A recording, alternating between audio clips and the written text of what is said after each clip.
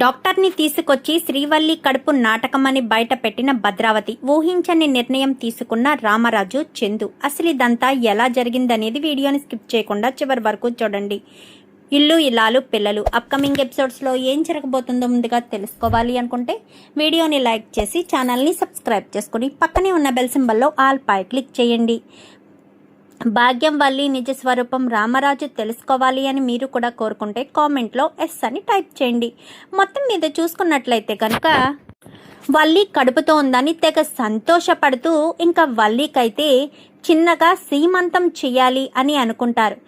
నార్మల్గా అయితే 5వ నెల 6వ నెల వచ్చిన తర్వాత చేసే చిన్నపాటి ఫంక్షన్ అయితే రామరాజు తన ఇంట్లో చాన్నాళ్ళ తర్వాత పసిబిడ్డ తిరగబోతున్నాడు, వస్తున్నాడు. కోడళ్ళు కడుపుతో ఉంటే ఆ ఇంటికి వారసుడో వారసురాలో వస్తారు కదా, దాన్ని చిన్నపాటి ఫంక్షన్లా ఇంటి సభ్యుల ముందే ఘనంగా సత్కరించాలి అని వల్లికి నగలు చీర పెట్టి రెడీ అయ్యి పూల పల్లకిలో మరీ తీసుకొచ్చి అక్కడ ఫంక్షన్ అంతా చేస్తూ అందరూ కిలకిలా నవ్వుతూ ఉంటారు. అదంతా కూడా పైనుంచి భద్రావతి సేనాపతి చూస్తారు. నా మేనల్లుని తీసుకెళ్లి జైల్లో పెట్టి వీళ్ళు మాత్రం సంతోషంగా ఉంటారా? అసలు నా మేనకోడలు కదా మొదటిసారి ఆ ఇంటికి వారసుని ఇవ్వాల్సింది. ఇది ఇవ్వడం నాకు నచ్చడం లేదు. ఈ వల్లి ఎలాంటిదో వీళ్ళకు తెలీదు. వీళ్ళకి అసలు నా మేనకోడలు గొప్పతనం తెలియాలి. అయినా ఇంచుమించుగా అందరికీ ఒక్కసారే కదా పెళ్ళిళ్ళు అయ్యాయి. పైగా నా మేనకోడలు ఆ ధీరజు ఇద్దరు ప్రేమించి పెళ్లి చేసుకున్నారు. అలాంటిటప్పుడు వాళ్ళిద్దరి మధ్య ప్రేమ ఎక్కువగా ఉండి తను కదా ప్రెగ్నెంట్ అవ్వాలి. ఈ వల్లి అవ్వడం ఏంటి? నా మేనకోడల్లో ఏదైనా లోపముందా అని ఆలోచించుకుంటూ ఉంటుంది భద్రావతి. అయితే పక్కనే ఉంటాడు సేనాపతి, కానీ ఇవేమీ పట్టించుకోడు. అసలు వాడు బయటకు వచ్చాడా? నిజం బయట పెట్టాడా? నిజం బయట పెడితే నా పరిస్థితి ఏంటి? వాడు భాగ్యం వాళ్ళ పేరులతో పాటు నా పేరు కూడా బయట పెట్టేస్తాడా అన్న భయంలోనే ఉంటాడు ఇంకా సేనాపతి. అయితే ఇంకా ఇలా ఆలోచిస్తుంది కదా భద్రావతి. మరుసటి రోజు ఉదయాన్నే హాస్పిటల్ దగ్గరికి వెళ్తుంది. ఇంకా వీళ్ళంతా ఫంక్షన్ చేసుకుని అందరూ చాలా ఆలస్యంగా నిద్రలేస్తారు. వీళ్ళు ఇద్దరు మాత్రం భాగ్యం ఇటు ఆనందరావు మాత్రం వణికిపోతూ ఉంటారు. భాగ్యం ధైర్యంగా ఉన్నా కానీ ఆనందరావు భారీ భారీ డైలాగ్స్ వేశాడు కదా, మేము నాటకం ఆడుతున్నాం అంటూ పెద్ద పెద్ద డైలాగులు వేయడంతో దంతా గుర్తు తెచ్చుకుని తెగ కంగారు పడిపోతూ ఉంటాడు. అమ్మడు కడుపుతో లేదు అన్న విషయం తెలిస్తే నా ఫోటోకు దండ వేసేస్తారు అన్న వణుకుపోతూ ఉంటాడు. ఏంటి నాయన ఏమైంది అని చెప్పి ఇంకా వల్లి అడిగేసరికి ఏమీ చెప్పలేడు. ఎందుకంటే వల్లి కడుపుతో ఉందని తెగ మురిసిపోతూ ఉంది కదా. అమ్మడు సంతోషాన్ని ఎందుకు నాశనం చేయాలి అన్న ఉద్దేశంతో చెప్పడు. ఏమీ లేదమ్మా అని చెప్పి ఏదో భాగ్యం కవర్ చేస్తుంది. ఇంక ఇక్కడ భద్రావతి కాస్త హాస్పిటల్కి వెళ్తుంది. హాస్పిటల్కి వెళ్ళి నమస్తే డాక్టర్ అని చెప్పాను కానీ భద్రావతి గారు మీరా రండి, చాలా రోజుల తర్వాత వచ్చారు. ఈ మధ్య బాడీ చెకప్ల కోసం రావడం లేదు. పైగా మీ అమ్మగారిని కూడా హాస్పిటల్కి తీసుకురావట్లేదు. ఒక్కసారి తీసుకొస్తే బీపీ షుగర్ చెక్ చేయిస్తాను కదా, ఆవిడ ఆరోగ్య పరిస్థితి కూడా చూస్తాను కదా అని చెప్పి డాక్టర్ చెప్పడంతో ఓకే డాక్టర్, నేను వీలు చూసుకొని తీసుకొస్తాను. మీకు నా మేనకోడలు ప్రేమ తెలుసు కదా అనగానే తెలుసు, ఆ రామరాజు గారు అని చెప్పాను కానీ అవునవును ప్రేమించి పెళ్లి చేసుకుంది, కానీ తను ప్రెగ్నెంట్ కాలేదు. తన పెద్ద తోటికోడలు ప్రెగ్నెంట్ అయింది అనేసరికి తనెక్కడ ప్రెగ్నెంట్ అయింది అని నోరు జారుతుంది డాక్టర్. అయితే ఒక్కసారిగా భద్రావతి ఏంటి ప్రెగ్నెంట్ కాలేదా? కడుపుతో ఉందనే కదా సంబరాలు చేసుకుంటున్నారు అని చెప్పాను కానీ అవునవును కడుపుతో ఉందని సంబరాలు చేసుకుంటున్నారు అని చెప్పి డాక్టర్ అంటారు. అదేంటి ప్రెగ్నెంట్ కాలేదు అని ముందు చెప్పారు, ఇప్పుడేమో కడుపుతుంది కాబట్టే సంబరాలు చేసుకుంటున్నారు అంటున్నారు. ఏంటి డాక్టర్ ఏదైనా జరుగుతుందా ఏంటి? మతలబ్ ఏదైనా జరిగిందా? మీరు నా దగ్గర నిజం దాస్తున్నారా ఏంటి? ఈ భద్రావతి సంగతి మీకు బాగా తెలుసు. నా దగ్గర నిజం దాచిపెట్టాలని చూస్తే ఎలాంటి పరిస్థితి వస్తుందో కూడా మీకు బాగా తెలుసు. ఉన్నది ఉన్నట్టు చెప్పండి. నిజంగా అలా పెద్ద కోడలు కడుపుతో ఉందా లేదా ఆ విషయం చెప్పండి అనగానే అది భద్రావతి గారు అనేసరికి మీరు సొనుగుతున్నారు అంటే ఏదో మతలబు ఉందనే అర్థమవుతుంది. ఏంటి డాక్టర్ విషయం చెప్తారా లేక నా స్టైల్లో చెప్పించమంటారా అంటూ ఇంకా భద్రావతి బెదిరించేసరికి లేదు మేడం చెప్తాను, నిజంగా వాళ్ళ కోడలు కడుపుతో లేదు అని చెప్పనేసరికి ఒక్కసారిగా షాక్ అయిపోతుంది భద్రావతి.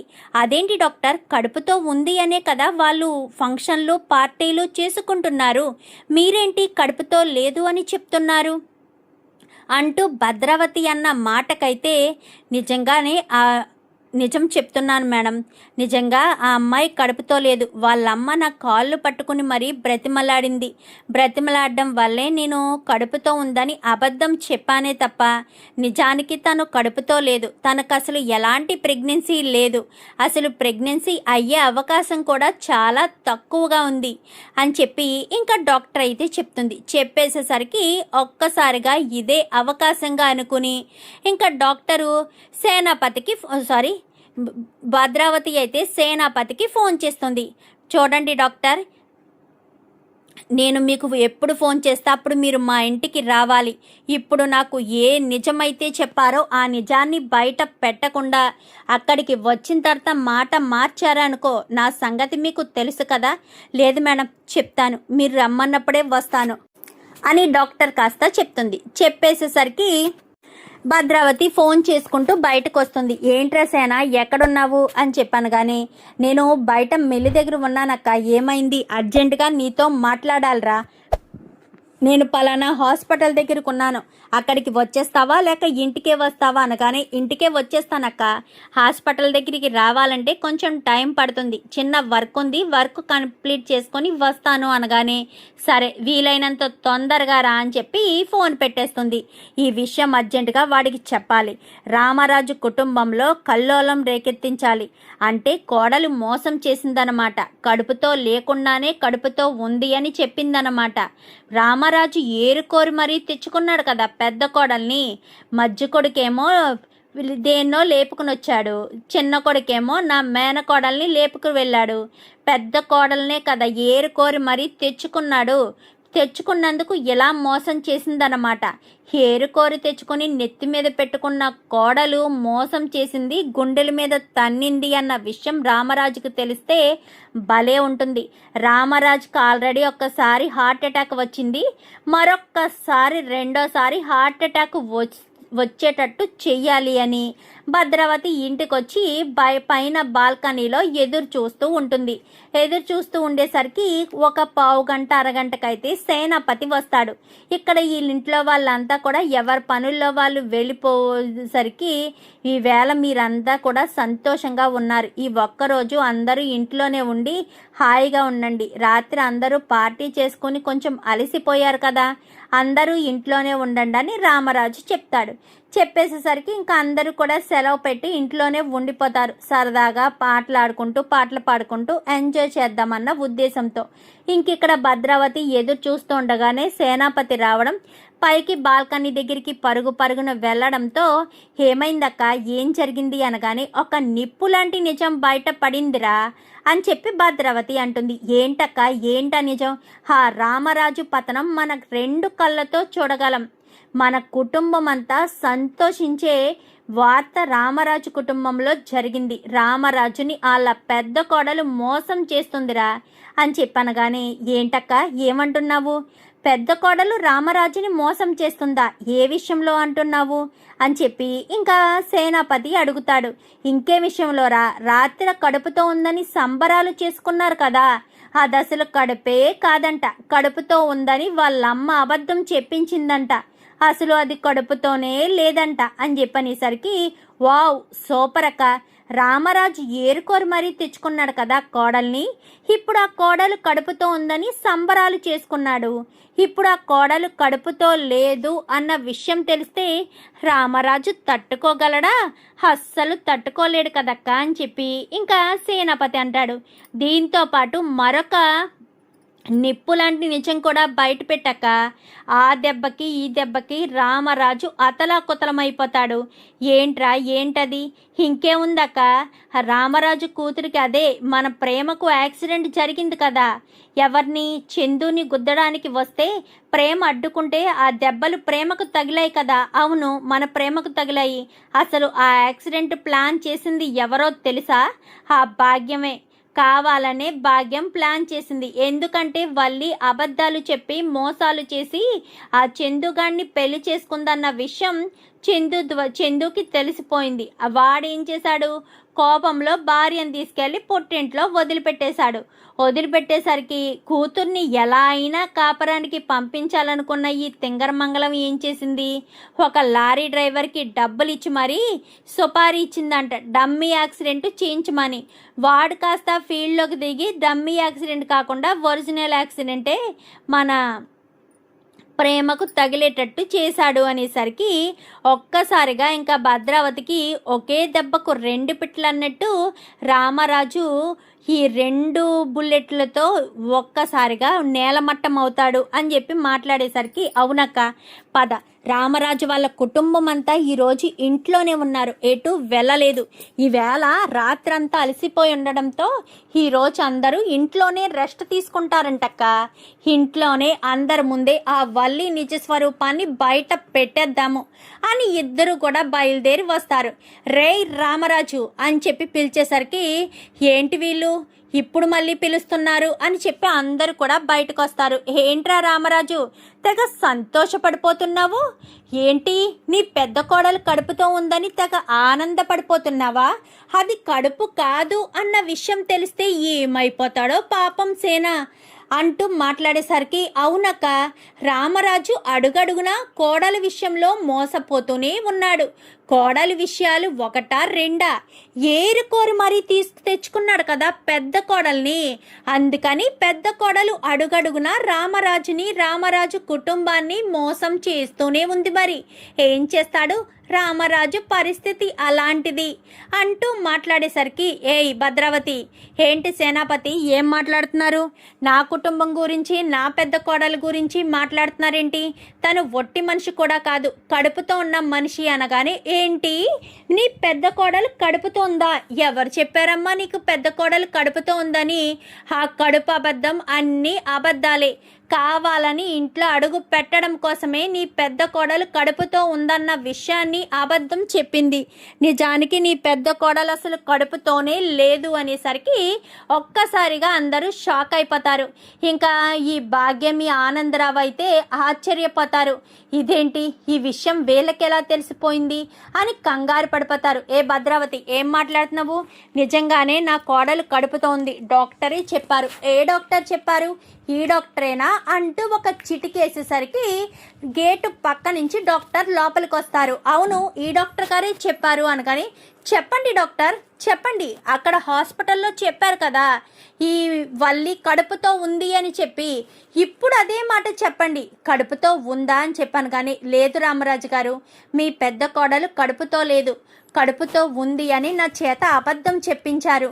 నేను చెప్పనని అప్పటికీ చెప్పాను, కానీ తన కూతురు కాపురం చెడిపోతుందని, తన కూతురు కాపురం నిలబెట్టడం కోసమైనా సరే అబద్ధం చెప్పమని కాళ్ళు పట్టుకొని బ్రతిమలాడేసరికి చెప్పాల్సిన పరిస్థితి వచ్చింది. అలా ఎవరు చెప్పమని చెప్పారు అంటూ నర్మద అడిగేసరికి అదిగో ఆ భాగ్యం గారే చెప్పమని చెప్పారు. నా కూతురు కడుపుతో లేకపోయినా కడుపుతో ఉంది అని చెప్పమంటేనే నేను చెప్పానమ్మా, అంతకు మించి నా తప్పేమీ లేదు, నన్ను క్షమించండి రామరాజు గారు. మనసు ఒప్పకపోయినా కూతురు లాంటిదని తన కాపురం నిలబడుతుంది అన్న ఒకే ఒక్క కారణం చేతే నేను అబద్ధం చెప్పాల్సిన పరిస్థితి వచ్చింది, నన్ను క్షమించండి రామరాజు గారు అంటూ ఇంకా నమస్కారం చేసి అక్కడి నుంచి వెళ్ళిపోతుంది. ఏంటి రామరాజు, నీ కోడలు కడుపుతో ఉంది అని నిజాన్ని తెలిసి ఇప్పుడు సంతోషపడ్డావు, ఇప్పుడు కడుపుతో లేదు అన్న విషయాన్ని తెలుసుకున్న తర్వాత తట్టుకోలేకపోతున్నావు. ఈ ఒక్క విషయమే అనుకుంటున్నావా నీ పెద్ద కోడల విషయంలో? అసలు నీ పెద్ద కోడల్ని పుట్టింటికి నీ పెద్ద కొడుకు ఎందుకు తరిమేశాడో తెలుసా? నీ పెద్ద కోడలు అన్ని అబద్ధాలు చెప్పింది కాబట్టి. మోసాలు చేసింది కాబట్టి. అందుకే నీ పెద్ద కొడుక్కి యాక్సిడెంట్ చేసి మరీ ఇంట్లో అడుగు పెట్టాలని ప్లాన్ చేశారు అనేసరికి ఒక్కసారిగా షాక్ అయిపోతాడు రామరాజు. నా పెద్ద కొడుకు యాక్సిడెంట్ చేయించడం ఏంటి? అవును, మరి నీకు తెలీదా? మొన్న నీ పెద్ద కొడుకు మీదకి లారీ వచ్చేస్తుంటే ప్రేమ అడ్డుపడి కాపాడింది కదా. నిజానికి ఆ యాక్సిడెంట్ ఏదో నార్మల్గా తగలలేదు, కావాలనే నీ పెద్ద కొడుకు ప్రాణాలు తీయాలని భాగ్యం వాళ్ళు ప్లాన్ చేసిన యాక్సిడెంట్ అది. అతనే స్వయంగా చెప్పాడు అనేసరికి వాణ్ణి కూడా పిలిపిస్తాడు. వాణ్ణి కూడా సేనాపతి పిలిపించేసరికి వాడు ఆ రోజు ధీరజ్ వాళ్ళ దగ్గర నుంచి పారిపోతూ సేనాపతికి దొరుకుతాడు. సేనాపతికి దొరికేసరికి సేనాపతి, ఏం చెప్పావురా, ఎందుకు అలా పరిగెడుతున్నవరా అనగానే, నీ పేరు చెప్పలేదన్నా, ఆ భాగ్యం వాళ్ళ పేరే చెప్పాను, అందుకే వాళ్ళు ఆశ్చర్యపోయారన్నా అనగానే, మంచిది, నీకు మళ్ళీ ఫోన్ చేసే అవకాశం వస్తే ఖచ్చితంగా ఫోన్ చేస్తాను. ఆ రోజు నువ్వు వచ్చి ఖచ్చితంగా ఇదే విషయాన్ని అందరి ముందు చెప్పాలి అనగానే, ఖచ్చితంగా అన్నా అని చెప్పనేసరికి డబ్బులు ఇచ్చేసి వెళ్ళిపోతాడు. అదే విషయాన్ని వాడు అక్కడ అందరి ముందు చెప్పేసేసరికి, నేను నిన్ను డమ్మీ యాక్సిడెంటే కదా చేయమన్నాను, ఒరిజినల్ యాక్సిడెంట్ ఎలా చేశావు అంటూ ఇంకా వీళ్ళ ముందే అడగడంతో ఒక్కసారిగా అందరూ షాక్ అయిపోతారు. అంటే డమ్మీ యాక్సిడెంట్ చేయించావా? నాకు డమ్మీ యాక్సిడెంట్ చేయించావా?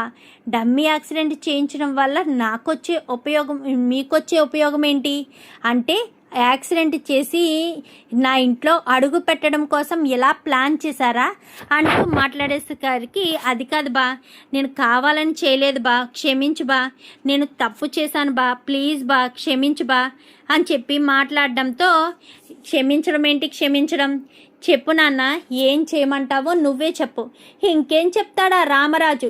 ఏరుకోరి మరీ పెద్ద కోడల్ని తీసుకొచ్చినందుకు అటు కొడుకుని మోసం చేసి, ఇటు తండ్రిని మోసం చేసి, ఇంట్లో వాళ్ళందరినీ మోసం చేసి నీ కొడుకు ప్రాణాలే తీయడానికి ప్లాన్ చేసింది.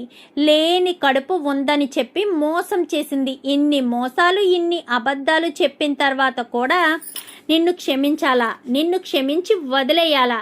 చెప్పు నాన్న, వల్లికి ఎలాంటి శిక్ష విధిస్తావు? నా జీవితంలోకి తీసుకొచ్చింది వల్లిని నువ్వే కదా నా జీవితంలోకి వల్లి రావాలి అని వచ్చింది. మరి ఇప్పుడు వల్లికి ఎలాంటి శిక్ష విధిస్తావు? చెప్పు నాన్న, చెప్తే దాన్ని బట్టి ఏం చేయాలో, ఎలా చేయాలో అప్పుడు ఆలోచిద్దాము అని చెప్పి మాట్లాడడంతో ఇంకా ఏం మాట్లాడాలో అర్థం కాదు రామరాజుకి. ఇంకా అక్కడే చైర్ ఉంటే చైర్లో కుప్పకూలిపోతాడు. మామయ్య గారండి క్షమించండి అంటూ చేతులు పట్టుకుని కాళ్ళు పట్టుకుని జోడించి అడుగుతూ ఉంటుంది.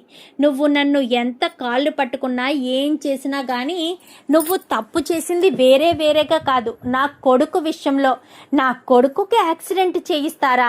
పైగా కడుపుతో ఉన్నావని నేను ఇక్కడ ఇంత ఖర్చు పెట్టి ఇంత సంబరంగా నీకు ఫంక్షన్ ఏర్పాటు చేస్తుంటే నువ్వేమో కడుపుతో లేకుండానే కడుపుతో ఉన్నానని అబద్ధం చెప్పి నన్ను మోసం చేశావు. అడుగడుగునా నువ్వు నన్ను మోసం చేస్తూనే ఉన్నావు. ప్రతి క్షణం నువ్వు మమ్మల్ని మోసం చేస్తూనే ఉన్నావు. ఒకటి కాదు, రెండు కాదు, అన్నీ అబద్ధాలే నాన్న.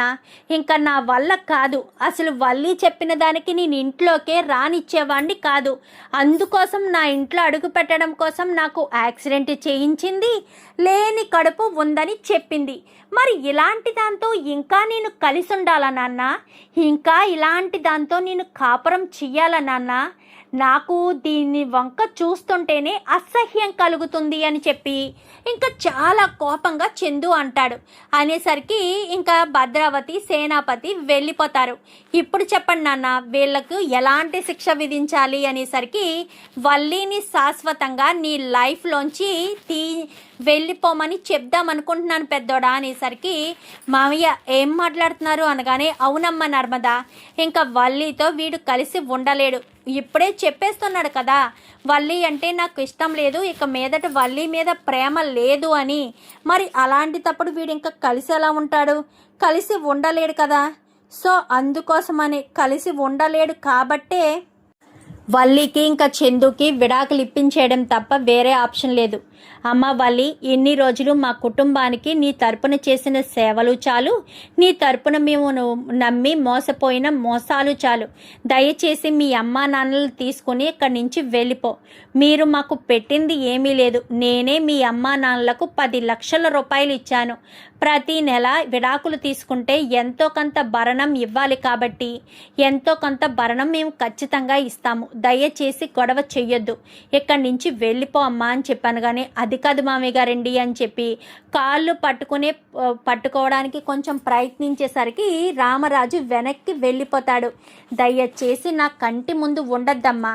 ఇప్పటికే నా కుటుంబ సభ్యుల కోసం నేను ప్రాణాలు తెగించి బ్రతికాను. నా కూతురు విషయంలో కూడా నువ్వు తప్పులు చేశావు. అయినా సరే నిన్ను క్షమించాను అంటే అర్థం చేసుకో. ఇక నువ్వు నా కళ్ళ ముందు ఉండద్దు. నా కూతురు విషయంలో తప్పు చేసినావు అని తెలిసా కూడా సైలెంట్గా ఊరుకున్నాను. నా కొడుకు ప్రాణాలు తీసావు. పైగా ఇప్పుడు లేని కడుపుని ఉందని చెప్పి మోసం చేశావు. 1, 2, 3 ఎన్ని అబద్ధాలు చెప్తావు, ఎన్ని మోసాలు చేస్తావు, ఎంతకని నా కుటుంబాన్ని మోసం చేస్తూనే ఉంటావు. ఇంకా నా వల్ల కాదు. నా కూతురు అమూల్య విషయంలో కూడా నువ్వు తప్పులు చేశావు. ఇంకా నువ్వు తప్పులు చేస్తూ ఉంటే భరించే ఓపిక నాకు లేదమ్మా. వదిలేసే. దయచేసి నా కుటుంబాన్ని, నా కొడుకుని వదిలేసి వెళ్ళిపో. నా కొడుకు జీవితంలోకి మళ్ళీ రావద్దు. వాడసలే ఒక్కసారి బాధపడి నువ్వు ఎవరిని చేసుకోమంటే వాళ్ళని చేసుకుంటాను అని చెప్పాడు. నా కొడుకుకు నేను బంగారపు లాంటి భవిష్యత్తునిద్దామని, మంచి భార్యను తీసుకొచ్చి నీకు పెళ్లి చేస్తాను అని చెప్పాను. కానీ నువ్వు ఇలాంటి దానివని తెలియక నేను మోసపోయాను. ప్రతి క్షణం నా కొడుకు బాధ పడుతూనే ఉంటున్నాడు. ఇంకా నా కొడుకు పడ్డ బాధ చాలు. ఇంకా వాడి లైఫ్లోకి నువ్వు రావద్దు. దయచేసి నా కొడుకు జీవితంలోంచి వెళ్ళిపో. నీకెంత డబ్బు కావాలంటే అంత డబ్బు నీ ముఖాన్న కొడతాను, వెళ్ళిపోవాలి అంటూ రామరాజు కోపంగా మాట్లాడేసరికి అది కాదు మామయ్య గారు అనగానే, నర్మదా, బుజ్జమ్మ, పదండి లోపలికి అందరూ. ఇక్కడ ఒక్కరు కూడా ఉండడానికి వీల్లేదు. నా కుటుంబ సభ్యులు ఒక్కరి కూడా బయట ఉండడానికి వీల్లేదు. వీళ్ళ ముగ్గురు తప్పించి మిగిలిన వాళ్ళంతా లోపలికి వెళ్ళిపోతే గుమ్మం తలుపు వేసేసుకుందాము అని చెప్పి ఇంకా అందరు కూడా వెళ్ళిపోతారు. అది కాదు మామయ్య గారు అని కాళ్ళు పట్టుకునే ప్రయత్నం చేస్తుంది. చందు కాళ్ళు పట్టుకుంటుంది. ఇంకా బుజ్జమ్మ కాళ్ళు కూడా పట్టుకునే ప్రయత్నం చేస్తుంది. ఎంతమంది కాళ్ళు పట్టుకున్నా అస్సలు వదిలిపెట్టరు. బుజ్జమ్మ కూడా క్షమించదు. ఇంకా అందరూ కూడా వెళ్ళిపోతారు. అందరూ కూడా అక్కడి నుంచి వెళ్ళిపోయేసరికి అయిపోయింది. నా జీవితం సర్వనాశనం అయిపోయింది. ఇంత జరిగిన తర్వాత కూడా ఇంకా నువ్వు అబద్ధం చెప్పావు చూడమ్మా. నీకు నేను ఏం చేసి నమస్కారం చేయాలో నాకు అర్థం కావట్లేదు. ఇంత జరిగిన తర్వాత కూడా నువ్వు ఇంకా అబద్ధం చెప్పడానికి రీజన్ ఏంటో నాకు అర్థం కావట్లేదు. నువ్వు ఈ రకంగా అబద్ధాలు చెప్పి మోసాలు చేస్తావని కలలో కూడా అనుకోలేదమ్మా. నా భవిష్యత్తుని ఇంత అంధకారంగా చేస్తావని కలలో కూడా నేను భావించలేదు అంటూ మాట్లాడేసరికి వదిలేసే అయిపోయింది. ఇంకా అయిపోయింది, పదండి వెళ్దాం. ఇంకా అయిపోయింది కదా. ఇంకా నువ్వు అబద్ధాలు చెప్పి మోసాలు చేసి నా పెళ్లి చేసేసావు. పెళ్లి చేసిన తర్వాత కూడా అబద్ధాలు ఆపలేదు. పైగా నా భర్త నేను తప్పు చేశాను అని తెలిసి పుట్టింట్లో వదిలేస్తే నా భర్తకు డమ్మీ యాక్సిడెంట్ చేసైనా సరే మళ్ళీ అత్తవారింటికి నన్ను పంపిస్తానన్నావు. అది లేదు, ఇంకా అది లేదు, ఇది లేదు. ఇప్పుడు ఏకంగా కడుపుతో ఉన్నానని అబద్ధాలు కూడా చెప్పేశావు. ఇంకా నా భర్త కానీ మా ఆయన కానీ నా మాట ఎందుకు నమ్ముతారు? ఎందుకు నన్ను మోసం చేస్తారు? ఎట్టి పరిస్థితుల్లో మోసం చెయ్యరు కదా అంటూ మాట్లాడేసరికి నా జీవితం బుగ్గుపాలైపోయింది. అయిపోయింది, నాశనం. అబద్ధాలు చెప్పి చాలా కష్టపడిపోయి ఉంటావు. పద ఇంటికి వెళ్దాం. ఇంటికి వెళ్ళి ముగ్గురు కూర్చుని ఇడ్లీ సైకిల్ ఏ ఏరియాలో పెడితే బాగుంటుందో ఏంటో ఆలోచించుకోవచ్చు. ఆ ఇంటికి వెళ్ళే ఉద్దేశం కానీ వెళ్ళాల్సిన అవకాశం కానీ ఏమీ లేదు అన్న విషయం నువ్వు మర్చిపోతున్నావు అని చెప్పనేసరికి, ఏం మర్చిపోతున్నానమ్మా? ఎంట్రన్స్ గుమ్మం నుంచి నేను ఎలా వెళ్ళగలను? అయినా ఇంకా నన్ను ఇంట్లోకి రానివ్వరు, వదిలేశారు. ఇంకా నా జీవితం ఇంతే. ఇంకా ఈ పుట్టింట్లో పడి ఏడవడమే అంటూ ఇంకా వల్లి కాస్త అంటుంది. మరి రామరాజు తనకి విడాకులు ఇప్పించేస్తాడా? చూద్దాం మరి రాబోయే ఎపిసోడ్స్లో ఏం జరుగుతుందో. వీడియో నచ్చితే లైక్ చేసి ఛానల్ని సబ్స్క్రైబ్ చేసుకొని పక్కనే ఉన్న బెల్ సింబల్లో ఆల్ పై క్లిక్ చేయండి. ఇలా చేయడం వల్ల మేము పెట్టే ప్రతి వీడియో నోటిఫికేషన్ రూపంలో ముందుగా చూడగలుగుతారు. Thank you for watching.